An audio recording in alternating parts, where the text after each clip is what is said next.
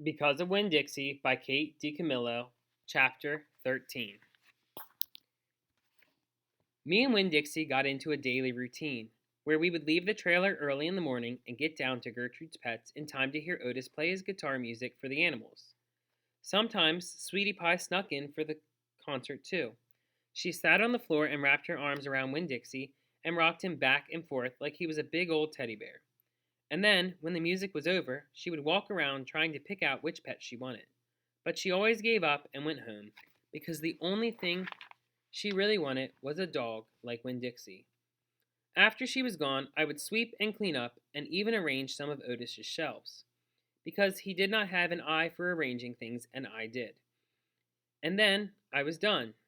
Otis would write down my time in a notebook that he had marked on the outside: one red leather collar and one red leather leash.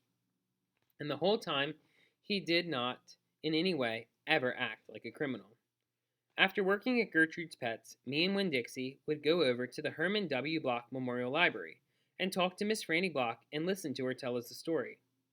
But my favorite place to be that summer was in Gloria Dump's yard.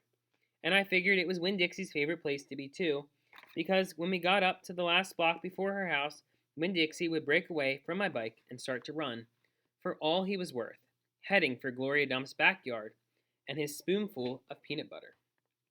Sometimes Dunlap and Stevie Dewberry would follow me. They would holler, "There goes the preacher's daughter, visiting the witch." "She's not a witch," I told them. It made me mad the way they wouldn't listen to me and kept on believing whatever they wanted to believe about Gloria Dump. One time, Stevie said to me, "My mama says you shouldn't be spending all your time cooped up in that pet shop and at the library sitting around talking with old ladies. She says you should get out in the fresh air and play with kids your own age. That's what my mama says." "Oh, lay off her," Dunlap said to Stevie. Then he turned to me. "He don't mean it," he said. But I was already mad. I shouted at Stevie. I said, "I don't care what your mama says. She's not my mama, so she can't tell me what to do." "I'm going to tell my mama you said that," shouted Stevie, "and she'll tell your daddy, and he'll shame you in front of the whole church. And that pet shop man is retarded, and he was in jail, and I wonder if your daddy knows that." "Otis is not retarded," I said, "and my daddy knows that he was in jail." That was a lie, but I didn't care. "And you can go ahead and tell on me if you want, you big bald-headed baby." I swear it about wore me out yelling at Dunlap and Stevie Dewberry every day. But that's but by the time I got to Gloria Dump's yard, I felt like a soldier who had been fighting a hard battle. Gloria would make me a peanut butter sandwich straight off, and then she would pour me a cup of coffee with half coffee and half milk, and that would refresh me. "Why don't you play with them boys?" Gloria asked me. "Because they're ignorant," I told her. "They still think you're a witch. It doesn't matter how many times I tell them you're not. I think they are just trying to make friends with you in a roundabout way," Gloria said. "I don't want to be their friend," I said.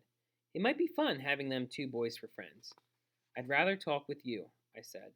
"They're stupid and mean, and they're boys." Gloria would shake her head and sigh, and then she would ask me what was going on in the world, and did I have any stories to tell her. And I always did. That is the end of Because of Winn Dixie, Chapter 13. If you like my channel, you can like and subscribe below.